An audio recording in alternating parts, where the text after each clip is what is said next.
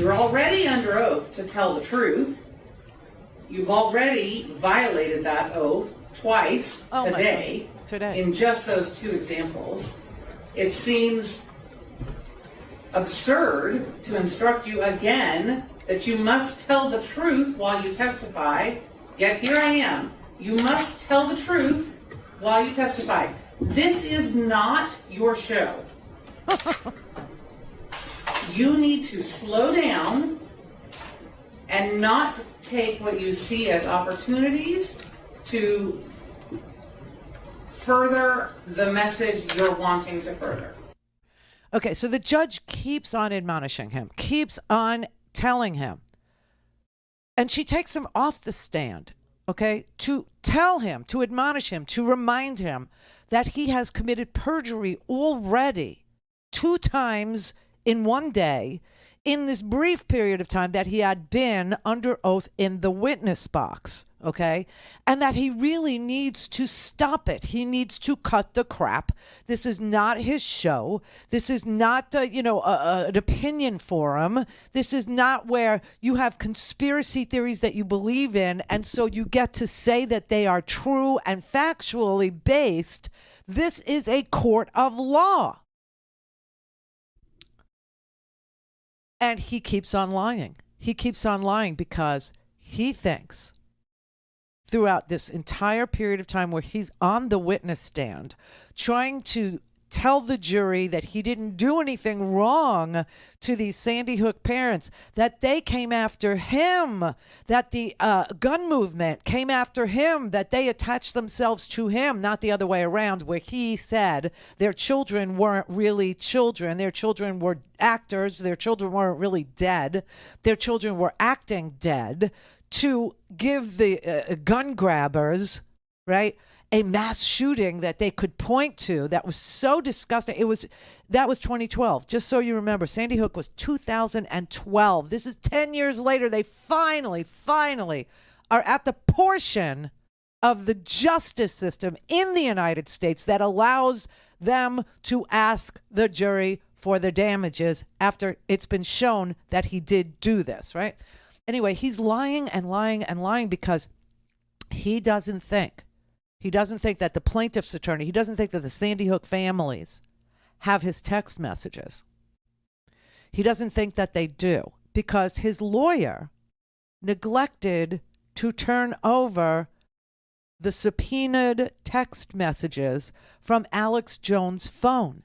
And guess what happened? 12 days ago, right as they were about to go into this portion of the trial where damages would be assessed and agreed to by a jury and imposed on Alex Jones for his bizarre behavior, let's just call it that, his lawyer turns over all of Alex Jones' text messages over the last 2 to 3 years. And then when the attorneys for the Sandy Hook families get these text messages, even though they've been waiting for years for them, and the attorney for Alex Jones keeps saying, I don't have them. I don't know. I mean, I can't turn them over. I don't have them.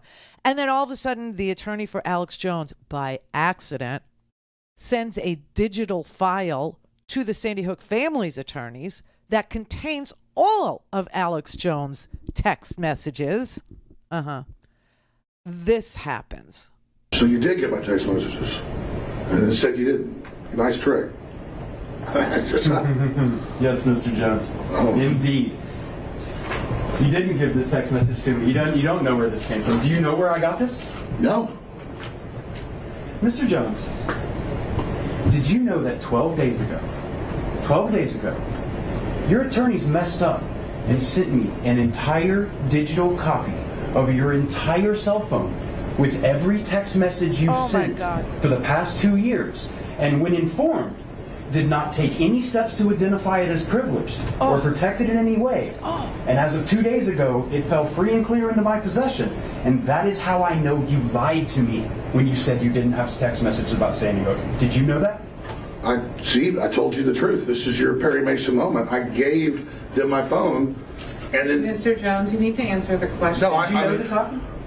No, I didn't know this happened. But I mean, I told you I gave him the phone over. But just And you answer the said, question. you said in your deposition, you searched your phone.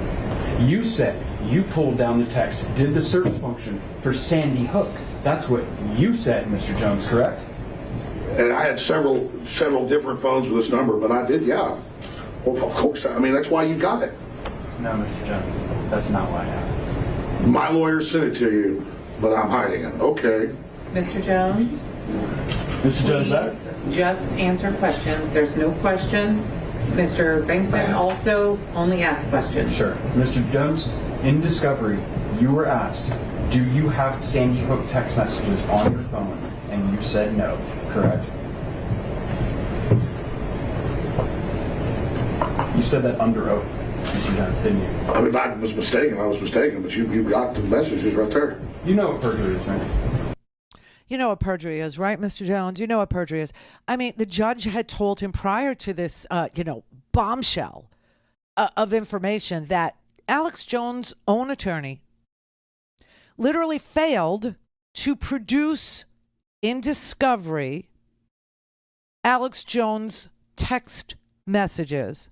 And because Alex Jones believed that his lawyer refused or didn't turn over those text messages, he lied through the trial about him having in his possession or in anybody's possession any text messages regarding Sandy Hook. But 12 days ago, his lawyer messed up, and his lawyer sent a digital file to the Sandy Hook family's lawyers that contained all of Alex Jones' text messages over the last 2 years, and tons of them were responsive to the subpoena for text messages about Sandy Hook. Tons of them were about Sandy Hook. But Alex Jones believed that the plaintiff's attorneys didn't have that information, so he chose to lie about there being any text messages. Now, what's really creepy is Alex Jones' attorney didn't produce documents, let's say, he didn't produce the text messages that were subpoenaed in the first place, and then accidentally sends them to the plaintiff's lawyer, to the Sandy Hook family's lawyer. And because the Sandy Hook family's lawyer is a legitimate lawyer who follows the rules of evidence, he contacts Alex Jones' lawyer and he says, you just sent me by accident this entire digital file of every text message Alex Jones has sent in the last 2 years. Would you like to address the court? Would you like to say that it was an accident? Would you like to say this is attorney-client privileged material and that it was sent by accident? Would you like to say that this is attorney-client work product? Would you like to, protect this information from coming to light in court? Because if you sent it by accident, I have a duty to tell you that you did that by accident. And Alex Jones' attorney declines to do any of that and allows it to be used against Alex Jones at trial. Wow.